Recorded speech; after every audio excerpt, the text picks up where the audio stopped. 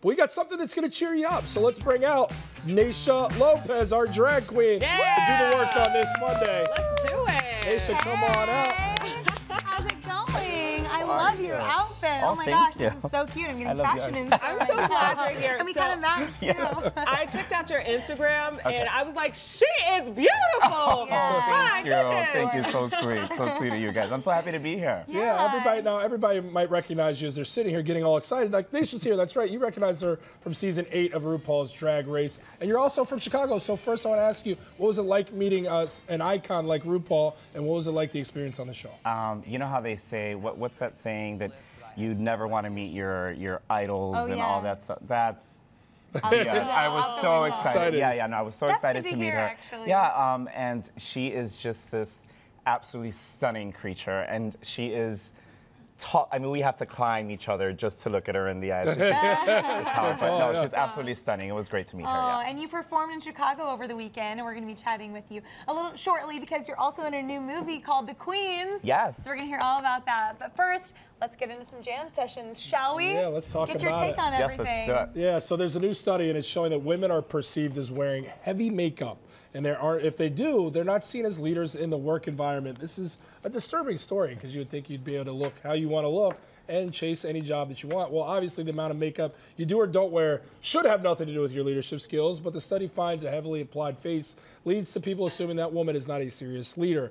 I start with you, Naysha. What do you think about this? Obviously, it works for me. In my profession, I am taken as a serious leader. No, you know what? I think this is kind of silly. I don't think that anything that the amount of makeup that you're applying to your face should definitely determine what skills you're able to do and not do. Yeah. I totally disagree with it. Have you guys heard of the concept of thin slicing at all from Malcolm Gladwell? So it's like you look at one thing and then that's something small, but it gives you an idea of the bigger picture of things. So I can look at the way that someone does their makeup and make a judgment on how they do their job, right?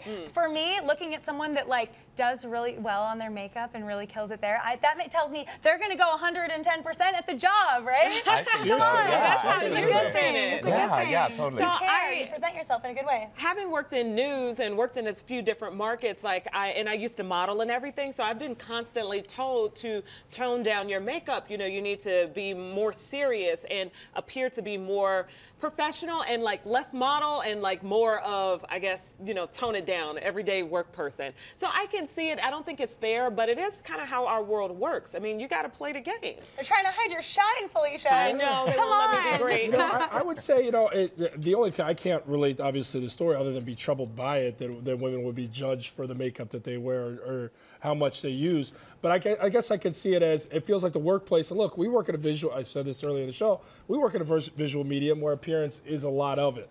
But when you're talking about normal 9-to-5 jobs that are outside the TV realm, I feel like that appearance has gone genderless, meaning that if a guy comes in and he's out of shape or he's poorly dressed or poorly groomed, that also reflects upon his ability to lead. Absolutely. So this is makeup focused, which again is just another added pressure on women, which is unfortunate. Yeah. But I do feel like this is definitely a theme across the entire workplace where you now have to look the part to earn the part, and I don't think that's fair at all. I don't it should be think about it's fair what's either. here and the ability with your mouthpiece there. So, You know what? At first, I made the biggest mistake was I was consumed by everything that, you know, I was reading every comment and taking it, and I've learned to realize what it's really for. And I'm using Instagram to share my journey and what's going on in my life and my work and my artistry, not so much to get anyone's approval. And I think if you really separate that and know what it is that you're doing with social media, then you can use it in a positive way and, you know, have it affect you in a positive way rather than negative. And it can be positive, No, right? it is can be totally, really fun. yeah. I think that for me, I just do it in chunks of time, right? I try not to constantly check it all day long. It's I'm just hard. like, this is my time. I'm getting on Twitter. I'm going to tweet. I'm going to read some comments back, and then I'm going to take a break then until go. tomorrow Yeah, or like a few hours, whatever your boundary I love is. that. But just planning it out that way, I think, is really yeah, good. the thing I'm starting to see with it, which is becoming a little problematic at times, not problematic, but can be frustrating, is I'm in a very happy, stable relationship, and we'll go on date nights, which we like to do every week. but it's always, you got to allot that 5-minute window of her wanting to get the picture out of where we're from, with the lighting. That's it gets frustrating because Take it seriously. she's literally, this past weekend, she was in Arizona hiking one of the beautiful mountains, Camelback Mountain out there in Scottsdale. She was covering Chicago Bears, Shay, my fiance, and it's her and another female broadcaster, and there's just beauty all around them. And one of them has an Instagram story going, and the other one is on their phone trying to do something. You're surrounded by beauty, and you're worried about showing it to everybody. I just think sometimes you miss out. But it helps you remember those moments. Like me taking videos on my Instagram, it helps. I save it to my phone, and I relive them, and it makes me so happy. So just let her do her thing, Jordan. You sound like her, Carly. Oh, my goodness. Please visit me on Instagram. It's Naysha Lopez, Naysha Lopez. Come say hello and give me some likes and send me messages and all that good stuff. I love my social media. Now, do not stalk her in this regard. But what part of Chicago are you from? I actually live in Oak Park. Okay. I work in Lakeview in Boys Town at beautiful Hydrate nightclub, so you guys can always come check me out at Hydrate. I'm there every Friday and Saturday when I'm in town.